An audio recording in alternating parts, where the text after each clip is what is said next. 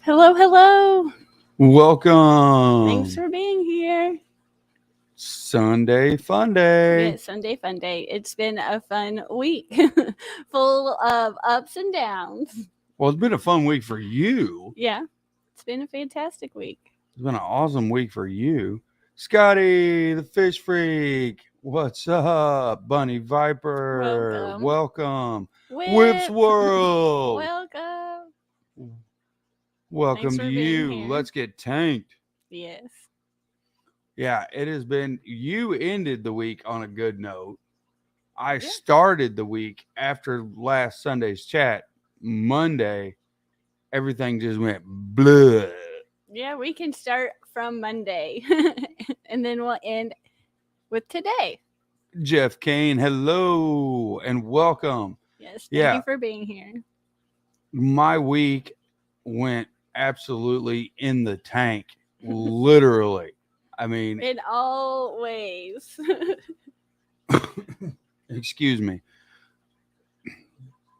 I got in an accident in the work truck with a guy on a gravel road that basically T-boned me, Yes. totaled out my trailer on my work truck. Yes. So anyone that's ever been involved in an accident that works for a big company knows that dealing with the police is like the least amount of your problems. Mm-hmm. It's Nano everyone Aquarium else guys you have here. to deal Welcome. with. What? I was saying hi to the chat while you talk. Oh, well, hello to the Nano Yes. Aquarium, So if that's keep what you were saying. yeah. So keep going. And if anyone that works for a big company knows that talking to the police is like the easiest thing you can do. Mm-hmm. It was cut and dried. It wasn't my fault. Blah blah blah. It doesn't matter. But then No. you got to go through all They make you seem like it's your fault. of your company's stuff, Mm-hmm. and it took a normal 8-hour day that I was having. I had this wreck at like 9 o'clock in the morning. Mm-hmm. I did not get done with all that stuff until like 4:30 in the evening. Yes. So that part already rattled me. Mm-hmm. Didn't like it No fun. No part of it seemed because fun. you feel like you're under constant persecution all the time. Mm-hmm. It could have been worse. I'm glad you're okay, but it was still a hassle. Yeah. So that was all fine and dandy. Work Tuesday, everything went smooth, Mm-hmm. and I was like, okay, well, I got through the worst of my week. Not a big Mhm. deal. Wednesday, I was like, okay, I was done with what I was doing. I needed to travel back a long way, Mm-hmm. but I needed to stop by my completely totaled trailer that they Mhm. had to tow off from the scene Mm-hmm. and get the rest of my stuff out of there. Whip said corporate office makes things harder. Yes, they do. They do. Chris, They- Aquazone, howdy, and welcome to my little weekly rant. Yes. We're starting with Monday. We're on Tuesday. No, we're on Wednesday. Oh, we're on Tuesday Wednesday went now. smooth. Oh, yeah. Wednesday, Okay. I just needed to stop by my totaled out trailer Mm-hmm. and get some stuff out. Mm-hmm. Just odds and ends stuff that was packed in my trailer that I needed. But the day that everything happened, I obviously did not have time to unload everything. So Mm-hmm. I drive from my hotel down about 30 miles to where my trailer's at. And I'm pulling a brand new 2023 cargo trailer. There should be absolutely nothing wrong with this trailer. It's new. Brand new paperwork, new everything, new registration, new DOT numbers. Everything's perfect on this trailer, right? You think? One would assume. You would assume, yes. So I get in the parking lot, I get all my stuff, I get in the trailer, I go to take off. My boss is there, he's sitting there, and I go take off and I turn, and I'm like, man, that one wheel on this trailer looks really funky. It's kicked out to the side like at an incredible angle. And I know on a tandem trailer that when you turn sharp, I'm used to the tires and everything flexing a little bit. A little bit. But this was kicked out to an abnormous angle. And I was like, oh, that's odd. So I pulled around. I was like, I'll pull straight Uh-huh. and I'll stop and I'll get out and I'll see what's going on. Maybe it's just something goofy that I'm not aware of. Maybe I'm just blind to something. Mm-hmm. No, I get out. I go back there. The wheel is completely wallered out. The studs on the hub are wallered down. So in the 30 miles I drove from Hannibal to there, where I was getting to my trailer, it ate this wheel up, all because, as Ron White would say, and I believe it was Ron White, Mm-hmm. somebody missed lug nut day. They put the lug nuts on the trailer and they tightened them, but they did not tighten them. They put them on to finger tight or just barely past finger tight, but did not tighten them down because you couldn't, before I left, you couldn't visibly see that they were loose. No. So Josh is here and Legacy is here. Thanks for being here. QC Aquaholic is here. Sorry. I'm hiccup there. Yeah, well, I was in well, the middle you're of in the middle of a story. It is hard for us to read, talk, think, communicate. Well, especially all the this, same because time. this story keeps me like very hyped up. So then I have to pull the tire off, pull the hub apart, pound the studs out of the hub, get my boss to take me to a parts store, and a parts store doesn't carry necessarily trailer parts, but well, we're hoping in this case they do. But they will have a stud that will work kind of. Stud besides you, right? Yeah. We're trying to be nicer to each other. Anyway, continue. So I find all that, I put it all back together, tighten all that down, and I need to get fuel in the truck. And Whip that's in here would probably do the same thing I did. I had to get fuel in the truck. I seen Silver Creek is here. Hello. Well, read Josh's comment. You should have called him. Yes, I should have called you. Josh Dean, yes, I should have called you. He's blushing now, yes. Stephen P. I should have called. I got all that done. And I needed fuel in my truck because I had a long way to go the rest of the day. So I pulled up and I was like, you know what? That was one tire that was loose. I might want to check the other three. Maybe. So if they forgot to put the lug nuts on one tire, what's the odds that they forgot the other three too? Yeah. So there's a 5 lug trailer tire. Sure.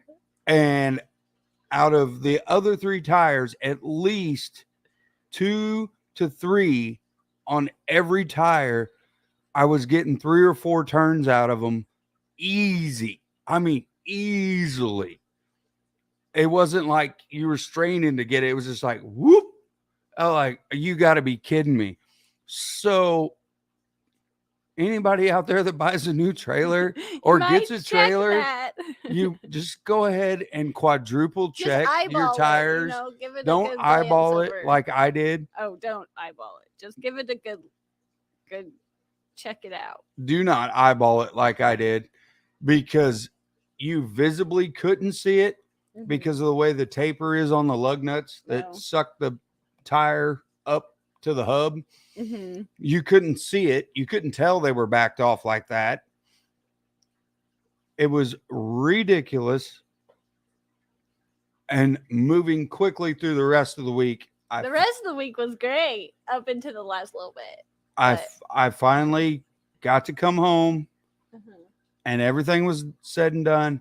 And Thursday night, I got to take Carrie to Maasai and we heard Jason Adams talk. Yeah, which was awesome. So I will let her take over. Well, we usually get to go to the big events, but it's the club meeting, the monthly meetings sometimes are pretty difficult, and they had switched places and we hadn't checked it out yet. So since Jason Primetime was talking, I mean, of course you go. So we made it a point to go, and the talk in the meeting, I don't really know what I had in my head, but whatever I had in my head, the experience far surpassed it because this talk was great. You had got to already attend it at Aquashella, but I never really get to go to those things. So it was nice to get to sit down and actually listen. And we learned quite a bit, at least I did, of things I want to try. Just Well, and around it was our nice to meet people from the club. and some of them like actually not from the channel, but just us going to the different club things. They were like, "Oh, hi, it's nice to see you again." I was like, "Oh, hi," and then they had like a little mini auction. It was like a small little table full of stuff, but we got some new guppies, and they're in this tank right here. I made a short about it because they're really pretty. They're red sapphire guppies. There's 4 pairs, and we got them for $20. And I was like, that's a deal. And then Lady Diane was there. We got to hang out with her and see her again. And it was just a really fun time. And then we left because we were starving. And the plan was kind of to stay up there. But by the time we found a place that we wanted to eat, we just kept driving and we were basically already home anyway. So we just came home, and then the next day we just went right back up there at 10, and we met everybody at Fish Store, and then we got to go to one of the other club members' house, and he had some really cool things, and I was like, this is amazing. So we got to hang out with them, and it was just a really fun time. So you can't pass that up. And then at the Fish Store, we got a couple new things that I'm excited about. And we got some rice fish. I guess I should say it's not that big of a deal. And we're going to put them in the pond outside. And then we got a really cool betta that I was like, man, this thing's just beautiful. And it just came up and I was like, oh, you must come home with me. And Jesse got some new plants. So we're trying a new method for floating plants because I feel like floating plants have been our kryptonite. Nemesis, like the one thing is that it's a hit and miss, and usually when it's a hit, it's not a hit for very long. What's funny? What's funny is we've tried about almost everything. Freaky Fish Lady. Well, hello. We haven't tried everything because we haven't found the one thing that works. But of all the things that we haven't tried, I'm kind of. Well, we're nixing off a lot of things on the list that haven't worked. I'm really kind of excited about this way. I saw it in their window and I was like, I don't even care I am copying this idea. Thank you. Well, we've tried a lot of things that haven't worked up to now. Well, and the only thing that really did, I will have to say that worked really well was when we had them outside in the pond. Everything in the pond just does better. But we moved them inside because I thought they would get just too cold. And they have progressively dwindled to just it's not this container, it's this one. A little bitty container left from all of those that I brought in. So I feel like they just get splashed just enough. I've tried it with a lid, without a lid, close to the light, not close to the light, no filter, with just an air stone. Now and then it's just random ideas I've had. Like, I wonder if because what do I have to lose? I will admit what is frustrating for me, and the fact that lady, hi, welcome. Keep going. And the fact that I love plants in general. Yeah, that's your thing. That's my thing. Is even with the low tech stuff we have had more success growing stem plants and not all, but some stem plants. It's like and it's a hit and miss on them. But we've had more success with plants that you're supposed to use CO2 with.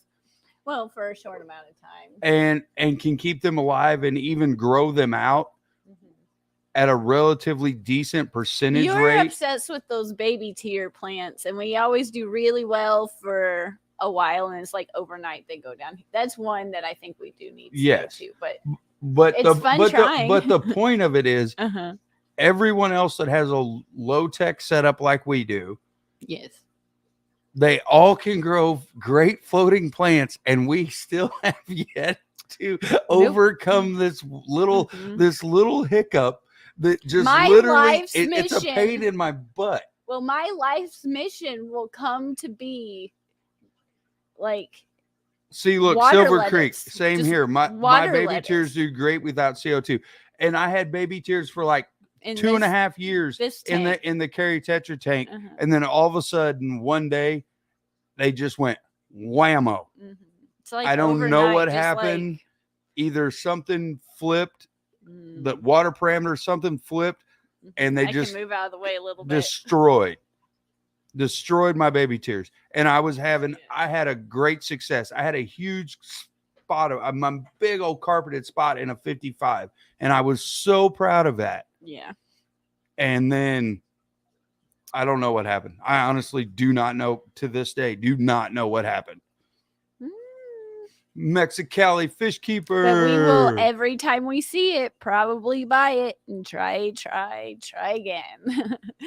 But this setup that they had in the window, they just had it in like little pans in the sun on a little shelf, and it was full.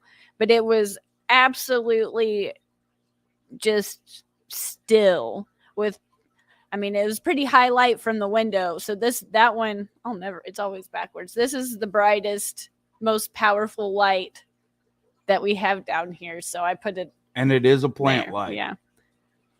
So we will see. I'm excited to see what happens. And if all else fails, it's just about summer tubbing season. I will grow it outside. I don't know. It seems like the rain doesn't really bother it, but the air stone bubbles or maybe the drips from the lid. I don't even have a lid on it now, but just seem like everything else did okay. But those dang floating plants, and I will buy them every time. I love them, and I will forever. I will just. My life's mission is to grow water lettuce. Well, let's see. Sandy. Even if it's just, I'll take just a little bitty. Well, hang on. Let me catch up. Sandy, hello. And Welcome. Speaking of the water lettuce, if you let me get the Bunny Vipers comment, water lettuce is my favorite floater. Love the root structure, and so do my fry. Yeah, I love it. That's why I'm trying. Silver Creek, I have giant baby tears. Had it a month, and it's growing and getting taller and taller. I need to trim it soon. I will have to look into that. Giant baby tears. We just have to buy it to put it in every tank, because it seems like some plants like this tank and some plants like that tank. And you don't know until you put it in every tank, and then you just find out. At least I'm not the only one. Mexicali Fish Keeper, I'm also a baby tear killer. Well, and Lady Diane, bless her soul, at the auction, there was one thing there as far as plants I really wanted. I stopped bidding on it because she was bidding for it, but they had black baby tears, and they were awesome. I mean, well, they were either black or they said they could be sunburnt. No, they were black. They had black baby tears. But they tears. were really cool, I will have to say. But and I wanted them really, really bad, but I will not step on other people that I have a plant hobby just as bad as mine. I felt obligated to stop. You felt obligated to stop. I think she tugged at my heartstrings. She really wanted them to, and I'm just not going to do that to somebody. And there's no reason for either one of us to pay that much for a very small bag of baby tears, knowing that we're possibly both of us could kill them. Yeah. I understand that feeling. It's a 50-50 shot with us, because some they do well and some they do not. And then some on the second time around do better. And I try, and it's fun trying. Josh, yes, you need to step your plant game back up. And you can practice anytime here in our fish room. You're always invited. In fact, if Jesse wants to barbecue it someday. Well, Josh, you're going to have to step your plant game up and get a hold of me this week, because I am going to be in your area, buddy. I'm going to be up around Troy all week. I'm going to be staying up around that area. So get a hold of me. We'll get together and do something. Yeah, it'd be fun. But I guess where were we at in the days of the week? We had fun at the club meeting. We had Fun Friday fish shopping. And then we came home Friday to pick up the kiddos from school.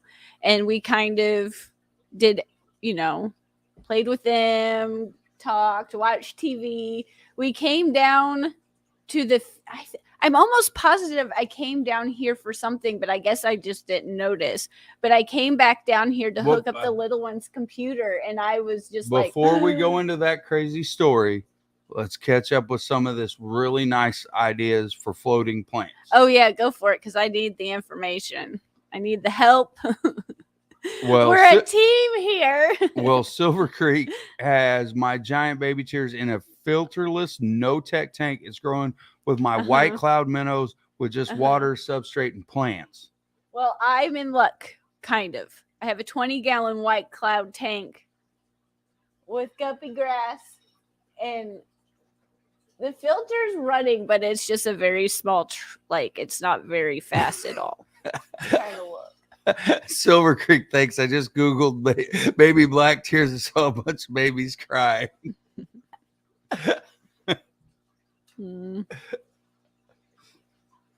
No. But Silver Creek, it's been my answer for non-CO2 so far, even growing mermaid weed really well. See, all of these ideas are good ideas. Josh is going to be at the Texas show for Aquashella. That's what I'm talking about, buddy. That just made my whole day. I'm so glad you'll be there. That's exciting. Okay, QC has almost the same identical problem that we do. Red root floaters do very well in my water. Water spangles do okay. Frogbit doesn't really last. Well, actually, it's in reverse for us. Frogbit does okay. What does the same as spangles? Yeah, both of those do okay. Red root floaters go they just disintegrate. They just go away. Everything just does better outside of the ponds. We got some red root floaters from Shelby and Grant when we saw them at one of the shows. I don't know. One of the shows last year. And it was during the warmer months. And when we came home, all of our floating plants we put outside, and they all did well until we put them inside. And some of our lids kind of, I don't know, I guess not some of the lids. Some of the tanks with the lids have more of the drip, the condensation drip. Some don't. Some have brighter lights. Some have shop lights. Some have expensive lights. I mean, we have a lot of different variations. Some have pretty high flow. Some have no flow. Some have just air stones. Some have sponge filters. So it was kind of musical tanks of the floating plant style. And so they did the best in this one behind me. They did do the best in here, but then again, still they just kind of slowly disintegrated a little bit. But the red root floaters are really pretty. I really like them, but again, I could only enjoy them when they were in the tubs. So, well, Mexicali says try pearl weed. You can grow it as a carpeting plant or as a stem plant. Vinoski. I've got to play with that plant a little bit at the shows for the scaping and setting up tanks and stuff at the shows. But I don't know if we've had it here at least once. But I've got to play with it a little bit in some scapes. Yes, I do like Silver Creek. I do like Monte Carlo. I do think it is a very viable option. Easier to grow. Unfortunately, I'm game to try it again. I will do that. That's just that's not my style. Once I pick a plant, I'm excited because Jesse's going to the fish auction without me. He's going all by himself, and I am so curious to what you bring home. Well, once I pick a plant that I really like, then I have to figure out how to propagate it no matter what. So that's kind of my deal. And I go through them one at a time, very slowly until I get it all figured out. which is kind of my OCD thing about plants. And then once I get it figured out and I know everything I want to know about that plant, then I move on to the next one. Then I'm like, I have to do this.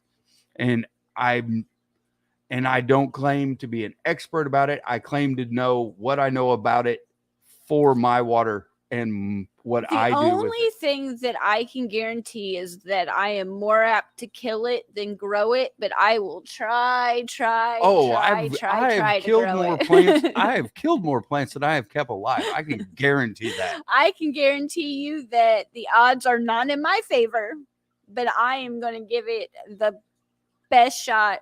And through the years, I've gotten better. I have gotten better. Our tanks look 1,000 times better than they did when we first started fiddling with plants. So I will give myself a little like good job, but there's a lot of room to learn more.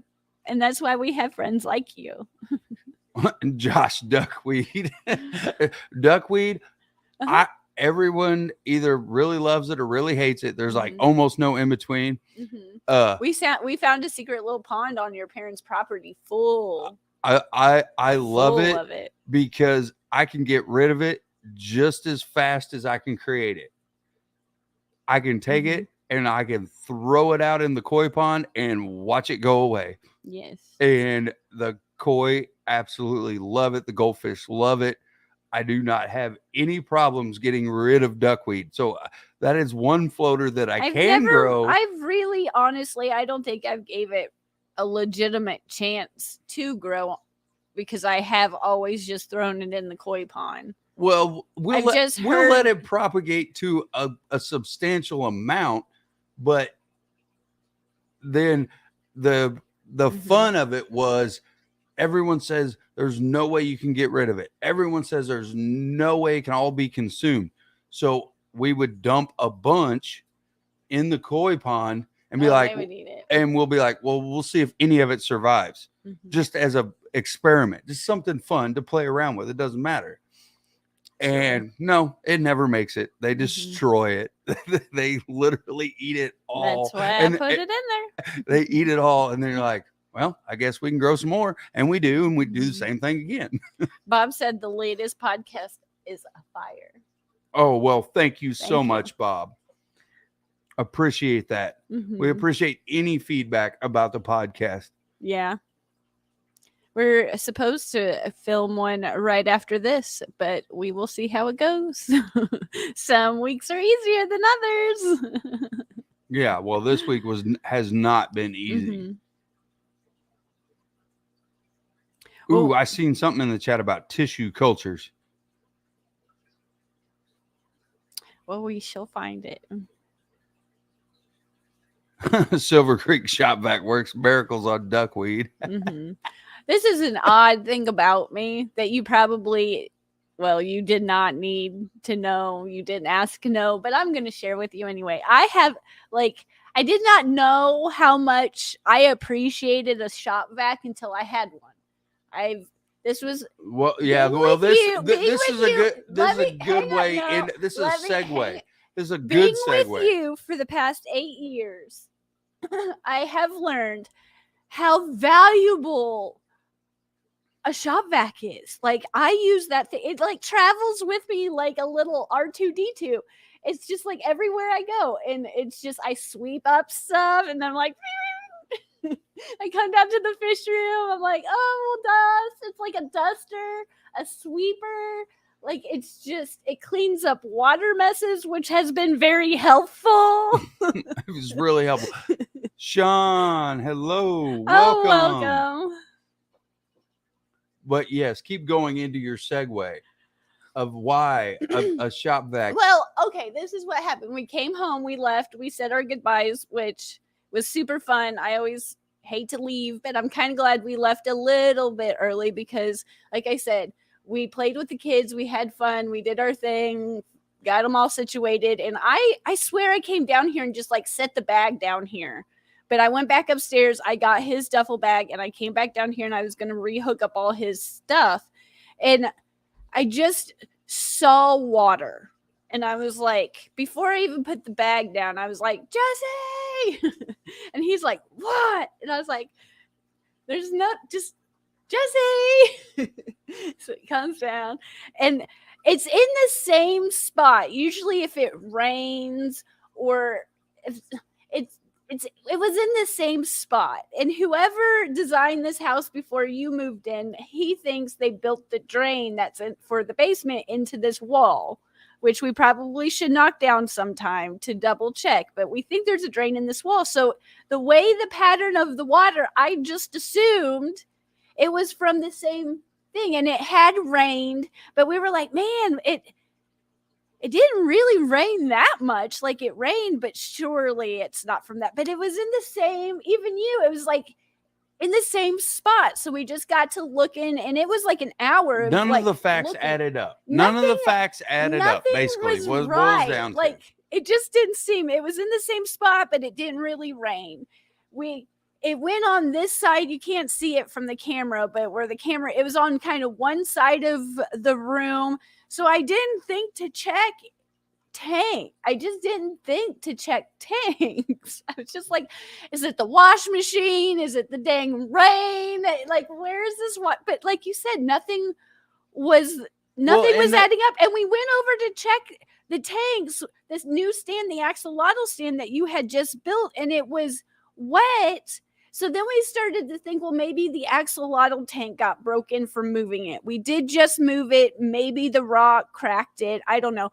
But even the way that it was coming down the stand, the water pattern didn't match if the tank was cracked. So we were just like, what the heck is going on? But that's when we discovered it had to be from that tank, because all of the water, but like this much of that 40-gallon breeder. There was about 4 inches of water in a tank that should have had about more. 14 inches of water. So it had to be something about this dang tank had it was a huge mess. It could have been worse. We've had worse, but it was enough to really just suck. We had to make you had to make 6 trips with the shop vac upstairs. Like, it was just annoying. But come to find out, when it was all said and done, something possessed me to go behind the tank. And I don't know what, but I went behind the tank and I'm so stupid. That's the key word to this story. I'm a good friend. I'm loyal, but I am dumb sometimes. This one was really not your fault. It could have been so much worse. It was your fault, but it was my fault. But it's not your fault. I'll take that. At the same time, it's we'll not just stop your there. fault. We'll stop there because we don't need to go any further. It wasn't my fault. It wasn't your fault. Well, I don't know what happened, but I had put an air or a sponge filter on that tank, and then I put an air stone, and I had the air tube going into this stupid air pump. And I had, because well, no, let's explain the air pump now. See, because this is going to go into why and how this water got out. Well, and this is why, because when you're a fish keeper and you're doing too many things at once, and you got one of those air pumps, and you have something close that it rests on, could you make things 1,000 times better on yourself by not resting something on something else, and just take the literal 2 seconds to make the air line just a little bit longer so you could rest it properly on the ground and not resting it on something just close by? Take the extra time. Just take the extra you got to time. Explain. This was you can explain. I've embarrassed myself. This was a double. Yeah, it was one of the double. So it ones. had 2 airlines coming out of it. It had so 2 airlines going out of it. I wanted to take the opportunity to use both slots in the air pump. I'm like, there's 2 spots. It's a 40-gallon breeder. It's not crazy. The axolotl's doing okay. It doesn't mind it. But then I set that up, and going to the fish club meeting was kind of a spur of the moment, last minute decision. We didn't know to very last minute if we were even going to be able to go. And I fed the axolotl before we left. I walked past that spot. So it could not have been doing anything when we left to go back up there to the fish store. And we left at like 8. But when we came back and I walked back there, that airline, it was just siphoning water, just the perfect little street. It wasn't very much, just a little air, but it had been doing that all day. Yes. Well, so It you just had one created- airline. You had one airline still that connected. Air pump had, the vibration. It just, something got moved, something got shifted, something got jiggled just right to where that just popped Well, off. hang on. Here's the culprit. Don't show it. It's a mess. All it took to siphon 20 gallons of water. But I could have not stuck that on there because when you're doing all these things at once. This is all it took to siphon 20 gallons just of a water. little bit of air. The other side still had air hooked up to it. Yeah. So it was forcing air But in then and again, then forcing water back out the other line. It could have been anything. It could have been the vibration of the air pump. It could have been me doing too many things at once. And you not connecting it. It could have been everything at once. And just don't rest things on things close by. Just take the few minutes to make a longer airline. Yeah. So Long Family Show. Hello and welcome. So we got that all cleaned up. We got the fish all acclimated that we got, and they are doing great. They are coloring up nicely. It was going to see all the different, it was a cool store. It was a cool experience. We had fun. We had I don't know, coincidence, I don't know the word, but prime time, I had just watched their podcast, their live stream about how they had a faucet that was left open and they had some water in the basement. We go hang out with them. And we come back to water in the basement. Man, I do admire them a lot, but I don't have to admire them to the point where I create a water mess for myself. But it was fun. It was, even with that, and even being, it was totally an accident. It was still a good week. So we'll see what this week brings. Well, and that all was on a Friday. She just explained Friday. Yeah, that was Friday. That was one day. Thursday night into Friday. She just explained one day. And it was an awesome.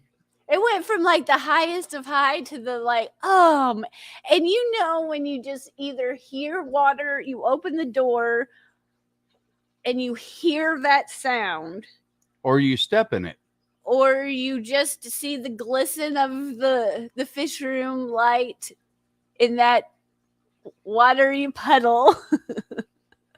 And you're like, no. But as long as I was really thankful that the tank wasn't broken, those things, even being outside, when I have air pumps and those lines and things outside, every once in a while from just being windy and things like that, they do pop off from time to time. But it was just, I was like, I got to see great people. I got new fish. I'm going to go play in the fish room. I'm so inspired from the meeting. And then it's just like water. And you're like, oh, yes, I'm going to put that on the pause for just a little bit. Yeah. Coral Works, welcome. Thanks for being here. Yeah, that was just the Friday fun of getting the kiddos and off the bus and finding that we somehow successfully together siphoned out a tank by accident. That was interesting to say the least. But Sunday, I did something really cool. in my opinion, for me, It was Saturday. or Saturday. Yeah, it was Saturday. I was like, today's Sunday. What'd you do? no, it was Saturday. Yeah, Saturday. Yesterday I did something really cool. You did do that. That was really. I stayed here. My parents know absolutely nothing about fish keeping. And better yet, they know nothing about transporting fish. No. I mean, literally zippo. They are outdoor people, farm people, rednecks, whatever you want to call us. We don't care the name. That is, you're not going to offend us. However, my dad is building this new pond. It's not new, but he cleaned it out, restored it, dug it down, dug it back out. He wants to turn it into a crappie pond to fish out of with the grandkids and have a great time with his grandkids, which that's awesome. Love every part of that idea. So he's been seining minnows and getting minnows from the other ponds, doing that on his own and moving them and transporting them and stuff and doing different things. And they ordered crappie from a fish farm and they were supposed to deliver them, and they brought them out, and the truck did not have all of their fish on it, which was a mistake by the company. But the company said, well, we can either deliver them at a later date, which would be whenever, or you can come down next Saturday, which would have been yesterday, and you can just get them straight from the fish farm. So they called me last week in the middle of the week and we're like, we're going to go down Saturday and get these fish that we want to get that we've already paid for, but they didn't have them. So we want to go get them and see like if they're really out of fish or what's going on here. Excuse me. So we went down to get these fish, but prior to that, they were like, well, how are we going to transport these fish? Normally, unfortunately, this is kind of, I don't know how you would say it, against everything that most people believe in. They would just throw them in a very large 55-gallon metal trash can in the back of a truck with water and just drive back and pray everything was okay. So they were picking up about close to 50 fish. And they were like, well, how would you do it? I'm like, well, we can split them in 2 5-gallon buckets, because they were just getting crappie and they were getting real small ones and a few medium-sized ones. They were getting what they called 1 to 3 inch and 2 to 4 inch crappie. So I was like, well, we can just split them in 2 5-gallon buckets. So I brought them 2 5-gallon buckets and air pumps to go on the buckets. And they were just like literally enthralled that you could move fish in this manner. I was like, yeah. Your dad got a kick out of the big, huge fish bag that was. And then while we were down there, I convinced him to buy some more minnows. And he was just impressed he was like, you mean they're going to survive in this? It was a humongous fish bag. It was like a 5-gallon, 8 mil bag. It was a heavy duty bag. And they dipped out 1 pound of minnows. And he's like, what are they doing over there? I was like, they're shooting oxygen into the bag. They filled this bag up. They blew it up like a balloon. I got a tiny little snippet of footage when they stopped by I just got a second. So hopefully I can turn it into hopefully it's in focus for a short. I can show you what it looked like, but it was cool. They blew it up like a balloon and we took it back. It wasn't a long drive. It was like 40 minutes or so. Yeah. But it was just fun for them to learn and kind of understand how to move fish kind of more to the proper side to keep them alive, because otherwise they just move them and they just risk it. Whatever happens is going to happen. They don't take any extra precautions or do anything bonus to try to help. And it's not because they don't want to, it's because they just don't know any better. Yeah. No one's ever said, well, you could try this or you could do that. Well, now they know. They and we literally just didn't know. I supplied the air pumps in a bucket. Oh, yeah. Yeah. And a fish net. We supplied the air pumps in the bucket and the buckets. But yeah. So, and I think there's a lot of people out there that are that way. They really want to learn more about it, but they don't know how to go about it. Honestly, truth be known, because my parents are the prime example. They were more than happy for all the advice, all the you can't do this because if you do this, ammonia is going to build up. And they don't have aquariums. They just have pretty decent sized ponds, but the knowledge is, it's still helpful, even though they're not necessarily fish keepers. They have ponds with fishing fish. Yeah, but it's still helpful to learn. But they still, it's just a different aspect. Yeah, and they still care about their ponds, and they still care about the ecology of it. Yeah. Like my dad makes sure, and we don't have too many turtles in the pond eating all the fish. Yeah. There's all different types of. He cares about the ecology of it, but if no one, they're older, obviously, but if no one tells you and you don't know where to go, or you feel afraid to ask somebody, then how are you going to know any better? Well, they didn't know they needed to know. They figured a 5-gallon or 55-gallon trash. Well, they were just doing it. That was the fun. way, and it might have worked. I don't know, but this is just probably helping them get a little bit more success with the journey. Well, just, I mean, a success rate, because if they just lost a couple, they'd be like, well, it happens. Yeah. So there's a way for you not to have that happen. Yeah.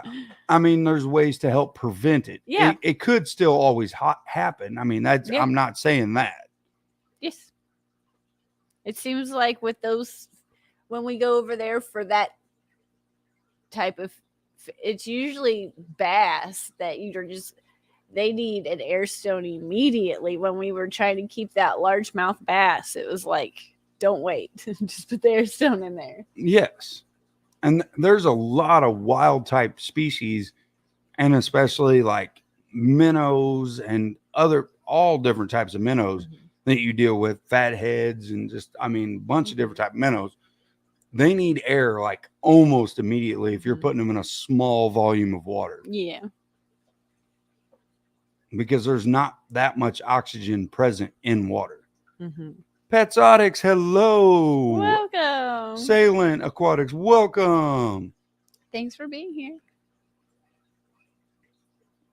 No, I'm on a rant right now about how we all can individually. That's a far cry from a rant. It's more of a lecture. It's a rant. I think we all can help someone we know. That's true. That maybe you're right. That maybe they just feel intimidated to ask the question. Because I mean, I did until you physically forced all of these aquariums on me. Oh, listen to you. I forced you to the pet store and I made you pay for everything. You did. Look at my arm. Look at my arm. I made you walk both sides of the parking lot uphill in the snow and the rain. Quit being mean. You about pushed me on my chair. That's so mean. Oh, goodness. We're supposed to be working on being nicer. We are being nice. I just think that, I mean, I'm just being there's funny. A lot of people out Josh there. Believes me. Josh, you would too. You would believe her. You know who to side with, Josh. He's a Smart move, man. smart move, smart move, man. Smart move, brother. Get tickled at myself. Salient, hit me up with some breeder box quick tips. Breeder box quick tips. I only use them for a short time, and I only use them with guppies, so I don't know how much helpful I can be, but they just got dirty really quick, and I always use like a turkey baster type thing to kind of spot clean. And I liked the plastic ones over the mesh ones. But that's about all. There was one, I'm trying to think. There was one, but I did not try it, but I did see it that there's ways that you can hook up. I think it was Jess that showed it on her channel, that you can hook up an airline to it, and that seemed kind of helpful. But that's all I got for you. He said, Assailant said, I bought the large Fluval one. Yeah, I haven't tried that one. The ones that I don't even know what brand they were. There's just kind of the generic plastic one and a kind of a generic looking mesh one. But I used them a lot when I was working on my experiment when I was in my undergrad. But then I just I got into, that was about the time I got into the live plants, and I went, instead of trying to separate them all the time, I just wanted to put them in with the tank with the live plants and see what happened. And then I really preferred that over just the breeder. But I don't have anything against them. I just like them just dropping their fry in the tank with a lot of plants. But it's not a lot. Well, and as we did see on Friday, I know a lot of the guys that breed really heavy, they just plant the holy living tar out of their tanks, and to the point that it is problematic for them to get the fry out. However, the predation on their fry is very low because of this fact. So if you do have a species that is tending to eat their fry, the more heavily planted the tank is, you're going to have a way better success rate. And I was personally able to see that firsthand. We would go another hour, Scotty, but Jesse's going to start the grill, and then we're going to come down here and do a podcast episode. But I always get his, I believe it's Mike Loves Aquatic Life. I really enjoy talking to him when I see him at Aquashella, and he has a live chat right after us too. So we can go say hi to him. Mike Loves Life Aquatics. I know the words, but I don't get them in the correct order. But it's Mbunas. My first time dabbling into breeding, but doing it now, my Mbunas had a few little babies. This is why I want to pull them out the breeder box so they don't. Yeah. Gotcha. See, I was just dealing with guppies. So that's a little different. Well, you've dealt with other fish, but they were all live bearers. I'm the type of person that I like all the gadgets. I like all the little nifty helper things. And then I use them for a couple weeks, and I realize my way of just not really using anything but the bare minimum usually works out the best, but I'm going to buy it anyway. Well, and I love getting all the stuff, and I use it for a little while. And I will say some things here and there I kind of put in my routine, but after a little bit, I kind of fall back into I use a razor blade or a sponge, the vac, a 5-gallon bucket. I'm notorious for not even putting the lids back on. They're all kind of cockeyed and sideways. And but the tanks have never looked better, so I'm kind of proud of myself. I'm not gonna lie. But yeah. Well, and the other thing that I will go with the breeder box and Well, say it quick because we gotta wrap up. okay. It's you told me to keep you on tap, so Okay, I well, am. with the breeder box and the whole thing we were talking about Uh-huh. leaving the fry in for a little bit, that I've heard it multiple times now, and I really am looking at it and tending to believe it because Carrie's done it here a little bit. You can leave the fry in, but when they start to become a juvenile, pull them out, and that also helps in reintroducing breeding again. And your juveniles are probably going to be the ones more apt to predate on the fry than the actual parents.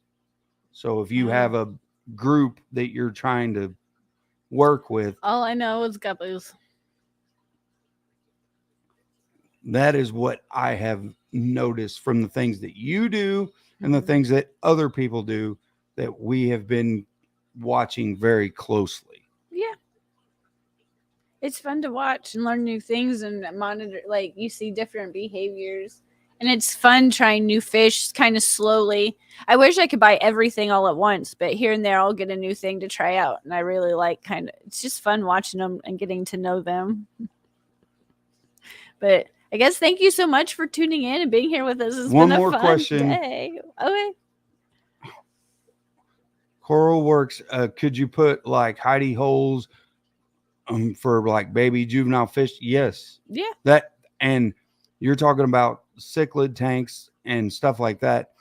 That is not my area of expertise. It is because I have no expertise anyway. However, that is something that like Jason Adams talks about. You can build whole hardscapes around making hidey holes for certain types of cichlids, for their fry, for juveniles, just to reduce that little bit of stress and that predation for them to grow up until enough that you want to move them. That will work. That I know for a fact. I believe you. Been done, been seen. Well, say goodbye. Oh, I don't want to. It's time to But go. I got to go cook. And they want to know what I'm making on the grill.